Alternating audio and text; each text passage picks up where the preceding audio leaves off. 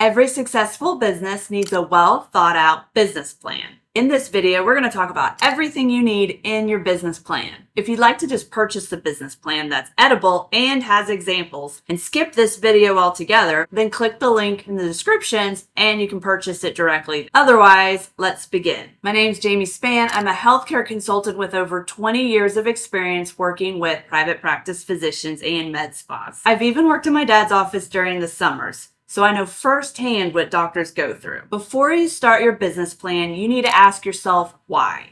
Why are you starting this practice? You need to write it down, and it needs to be strong enough so that when things get hard, you go back and look at your why, and it's what makes you motivated and keeps you going. Don't just say you're tired of how the hospital's treating you or that you don't make enough money, because you can always switch hospitals or renegotiate your contracts. Instead, think about how you want to have a better work-life balance. Or maybe you want to be in charge of your own schedule and you want to treat patients the way you want to treat them and not be told how long you can see patients for. Things like this make for a strong why. So why do you need a business plan? First of all, if you're getting funding from a bank, that's going to be the first thing they ask for. So if you already have it ready to go, it's going to help speed things up. Next, it's good because it helps you get organized mentally. It helps you focus on what your goals are, and it helps you know how much to ask the bank for. So let's begin with what your business plan should have in it. The very first thing is going to be your executive summary. It's basically a short summary of what your practice is going to be like. It's going to say where you're going to be located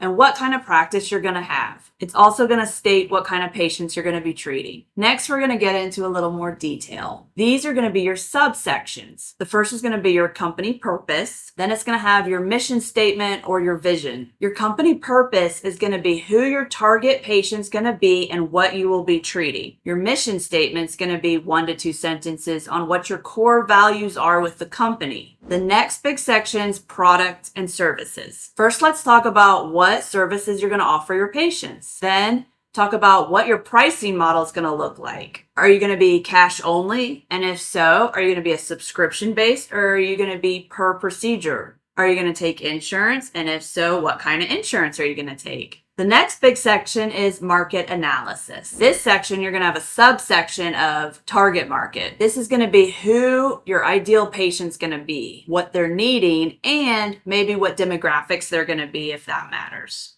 Next is going to be your location analysis. Here you're going to talk about where you plan to be located and why you plan to be located there. Finally, you're going to have competitive analysis. Here's where you'll talk about what your strengths and weaknesses might be. This goes along with your SWOT analysis, SWAT. If you don't know what that is, Google it and get some more information on it. I also talked about this in a recent video. In this section, you're also going to talk about a few direct competitors. There you can talk about their strengths and weaknesses and what yours might be to set yourself apart from them. The next big section is going to be marketing. Here, you're going to have subsections of position strategy. This is where you're going to mention your target patient's big concerns. The next subsection is acquisition channels. This is where you're going to put your social media platforms that you're going to be on. You can also put events you plan to go market yourself on, magazines you want to be in, things like that. This all goes in this section. The last part of the section is going to be called tools and technology. I want what EMR you plan to use in here. If you don't know what EMR you're going to use, just put EMR. I also want you to put in how you're going to be contacting patients, whether it's via emails,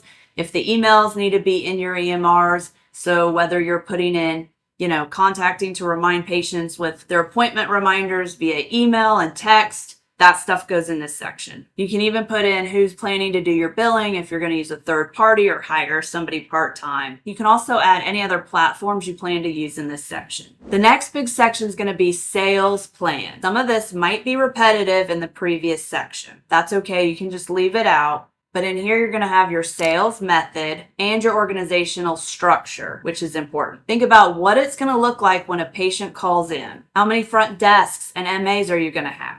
Will you have a biller? All of that's going to go in this section. The next big section is going to be called legal notes. Here's where you're going to write what your legal structure is. Are you an LLC, a PLLC, or a DBA, doing business as? Whatever it is, that's what goes in here. Next big section is going to be legal considerations. Here, you're going to write down if you need any permits or certain licenses. That all goes in this section. The next big section is going to be sales forecasts. This is going to be a summary of how much you plan to do in your first year.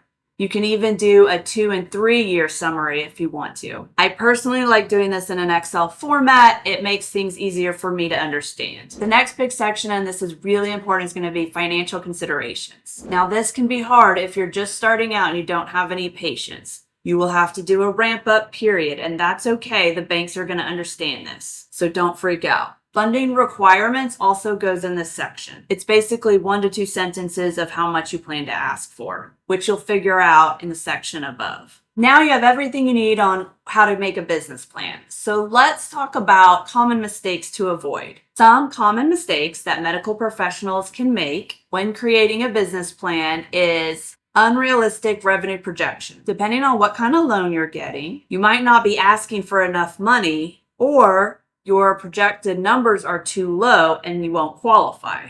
Another common mistake might be not doing market research to know what the people around you are doing, how you might be doing it different, or if there are even enough patients there to keep your doors open. One way to avoid submitting a business plan with unrealistic projections are ask a bank ahead of time. Ask them if you need to hit a certain number by the end of the year to qualify, or ask if you need to hit a certain number to ask how much to borrow to qualify. So let's talk about how you get started writing your business plan. First, sit down with a pen and paper, or get out your laptop and open a blank Word document. Now, I personally like to have a glass of wine while I do this, but to each their own. Now you have 2 options. The first is to watch this video and write down each section and subsection that I say, then go back through and fill it in later.